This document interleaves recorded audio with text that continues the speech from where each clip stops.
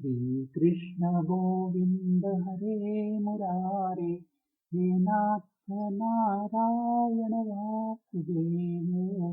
श्रीकृष्ण गोविंद हरे मुरारे, हे नाथ नारायण वासुदेव. मी हरिपंत बोलतोय. महाराष्ट्रातील महान संत एकनाथ महाराज यांनी फाल्गुन वद्य षष्टी शके 1521 इसवी सन 1599 या तिथीस स्वेच्छेने जलसमाधी घेतली. या प्रसंगी त्यांचे पुत्र हरिपंडित यांच्या हृदयात कालवा कालव झाली. तिचे वर्णन त्यांच्या शब्दात करण्याचा प्रयत्न नाथांच्या प्रेरणेने व कृपाप्रसादानेच करीत आहे. मी हरिपंडित एकनाथांचा ज्येष्ठ पुत्र, परंतु दुराभिमानाने पित्याची महानता कित्येक वर्षे जाणू न शकलेला एक अभागी जीव. आता मला माझ्या कर्माचा, अहंकाराचा, कष्टाचा होतो आहे. आईबाबांच्या प्रेमळ सहवासापासून मी कित्येक वर्षे वंचित राहिलो. आता बाबांचे शरीर थकले होते. आई तर पूर्वीच आम्हाला सोडून देवाघरी गेली होती. बाबांचे मन शांत, प्रसन्न आणि निर्मळ होते. वृत्ती अत्यंत समाधानी होती. आपल्या जीवनात त्यांनी कोणाला ते मानले नाही. शके 1521 च्या फाल्गुन मासारंभी बाबांनी समाधी घेण्याचा आपला निश्चय सर्व लोकांना सांगून टाकला. हा त्यांचा निश्चय ऐकून माझ्यावर जणू पहाडच कोसळला. मला बाबांकडून अजून खूप काही शिकायचे होते. मी त्यांच्या चरणकमलांवर नतमस्तक होऊन अश्रूंना वाट करून दिली आणि दुःखाने म्हणालो, बाबा, इतक्या लवकर समाधी घेण्याचा निश्चय का केला? आई, गेल्याचे दुःख अजून आम्ही विसरलो सुद्धा नाही. आम्हाला पोरके करून जाऊ नका ना. बाबांनी दोन्ही हातांनी मला उठविले आणि म्हणाले, अरे हरी, मी खूप जगलो. आता या जन्माचा मोह नको. आजवर पांडुरंगाच्या आणि सद्गुरु कृपेच्या साह्याने जी अध्यात्माची सेवा घडली ती त्यांच्या चरणी समर्पण केली आहे. आता मागे कोणताही पाश ठेवायचा नाही. बाबांचे हे वक्तव्य ऐकून मी कातरल्या स्वरात म्हटले, बाबा, खऱ्या अर्थाने मला तुमचा परिचय नुकताच झाला आहे ना, आणि तुम्ही इतक्या लवकर निघालात. माझ्या अहंकाराने मी देवतुल्य पित्याचा अवहेर केला. कसे फेडू हे पाप? बाबा मला समजावण्याच्या सुरात म्हणाले, हरी, आपले अश्रू आवर बघ. भगवंताच्या कृपेने जनता जनार्दनास भागवत धर्माची शिकवण देण्याचे कार्य पूर्ण झाले. त्यांच्या मनात ईश्वर भक्तीचे बीजांकुरण झाले. पांडुरंगाने ग्रंथरचना करून घेतली. आता माझा कार्यभाग संपन्न झाला आहे. आता माझे नयन पहिलं तरी लागले आहे. भावार्थ रामायणाचे उरलेले अध्याय आपला गावबा पूर्ण करील. आता मला जावयास हवे. बाबांचे हे अर्थपूर्ण वक्तव्य ऐकून मी क्षणभर मौनच झालो.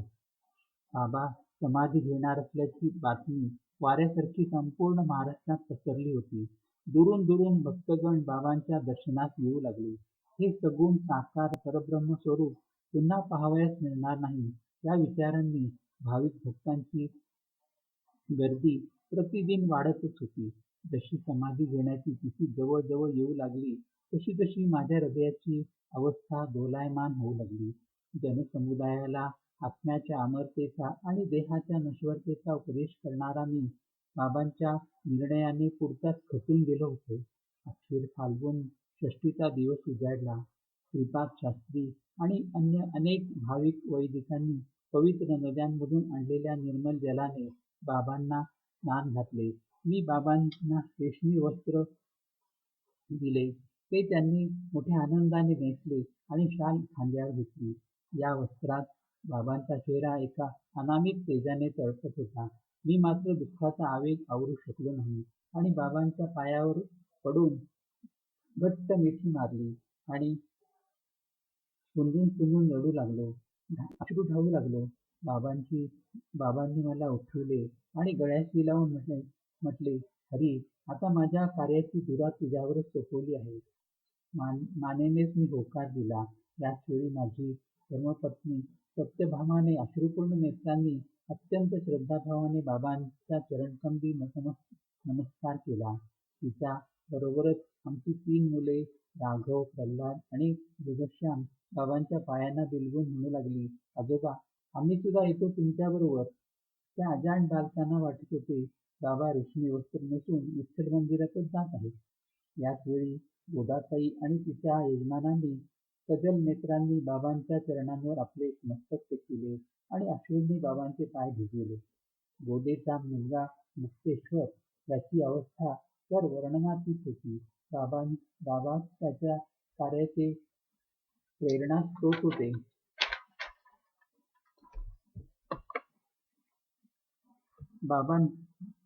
वयाने थकलेला उद्धव तर अति दुःखाने बाबांच्या चरणांवर कोसळला आणि रडतच म्हणाला, आपण आत्ताच जाण्याचे का ठरविले आहे? आमचे काही चुकले काय? आम्ही कुठे उणे पडलो का? आम्हाला सांगा, शिक्षा करा, परंतु असे पोरके करून आम्हाला जाऊ नका. बाबांनी मोठ्या प्रेमाने उद्धवास उचलले आणि आपल्या गळ्याशी लावून म्हणाले, अरे उद्धवा, तुझे काहीच चुकले नाही. आता माझा कार्यभाग संपला आहे. मला पांडुरंगाची हाक ऐकू येते आहे, म्हणून निघालो त्याच्याकडे जायला. याच वेळी सखा तेथे आला. त्याने बाबांना दृढ आलिंगनच दिले आणि म्हटले, मित्रा, तू गगनासारखा अनंत आहेस. माझी छाती अभिमानाने फुलून गेली आहे. तू मृत्युंजय झालास. बाबांनी मोठ्या प्रेमाने सखारामाच्या पाठीवरून हात फिरविला. यानंतर सर्व भक्तगणांना भेटून बाबा देवघरात आले. त्यांनी पांडुरंग रुक्मिणीच्या मूर्तींना साष्टांग नमस्कार केला. त्यावेळी आपल्या भक्तास पाहून विठ्ठल रुक्मिणीच्या नेत्रसुद्धा पाणावले होते. दोघांच्या गालावर ओघळलेले अश्रू मी बाबांच्या पाठीमागे उभा राहून पाहत होतो. देवघरातील अतिपवित्र वातावरणात एक मधुर आवाज घुमला, नाथा, तू खरा पुण्यवान आहेस.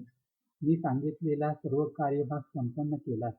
आपल्या सात्विक वर्तनाने देवत्व प्राप्त करून घेतलेस. मुक्तिधामात तुझे स्वागत आहे. हे ऐकून बाबांच्या नेत्री आनंदाश्रू आले.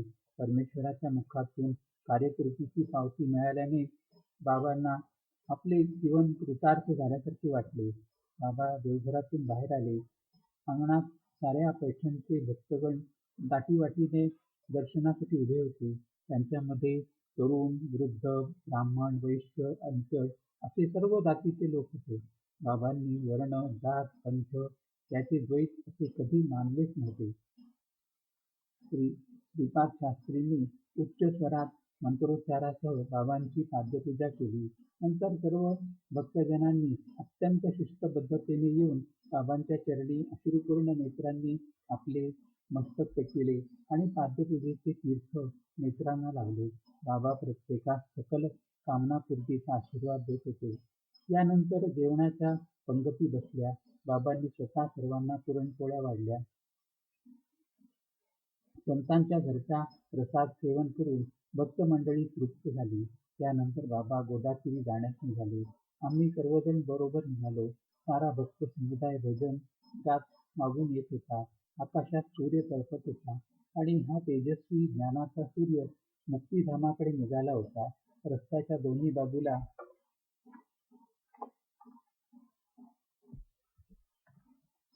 लोक उभे राहून या महान संतांचे अखेरचे दर्शन घेत होते.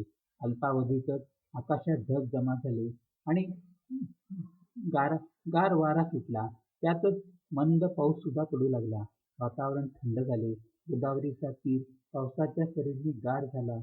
बाबा गोदातीरी आले. त्यांनी येथे आपले शेवटचे प्रवचन केले. बाबा जनसमुदायास उद्देशून म्हणाले, संत सज्जनो, मी गेलो असे मानू नका. देह तात्पुरता असतो. हा आत्म्याचे वस्त्र आहे. देह अतिथीसारखा असतो. तो येण्यापूर्वी त्याची जन्मतिथी ठाऊक नसते. प्रत्येक जीव येथे नांदतो आणि अतिथीसारखा निघून जातो. हेच या लोकीचे वैशिष्ट्य आहे. तुम्ही दुःख मानू नका आणि मला आनंदाने निरोप द्या. माझी ग्रंथरचना तुम्हाला मार्गदर्शन करीत आहे. बाबांची चित्तवृत्ती शांत होती. मुखावर एक अलौकिक तेज विलसत होते. त्यावेळी बाबांचा तो अभंग मला आठवला, ज्यात त्यांनी म्हटले होते, पांथस्थ घरासी आला, प्रातःकाळी उठून गेला, तैसे असावे संसारी, जैसी प्राचीनाची दोरी, बाळी घराचार मांडिला, तो सवेची मोडून गेला, एक विनवी जनार्दना, ऐसे करी गा माझ्या मना. प्रवचन संपताच श्रीनामाच्या गजराने तो परिसर भरून गेला. या महान संतांचे डोळे भरून दर्शन घेण्यास गोदावरीचा प्रवाह काही क्षण स्थिरावला. त्यानंतर बाबांनी जमलेल्या सर्व भक्त समुदायास नमस्कार केला. मी बाबांच्या चरणी नतमस्तक झालो. अश्रूंची धार मात्र थांबतच नव्हती. बाबांनी मोठ्या प्रेमभराने मला उठविले आणि गळ्याशी लावले. एक महान पिता आपल्या पुत्रापासून दूर जाण्यास निघाला होता.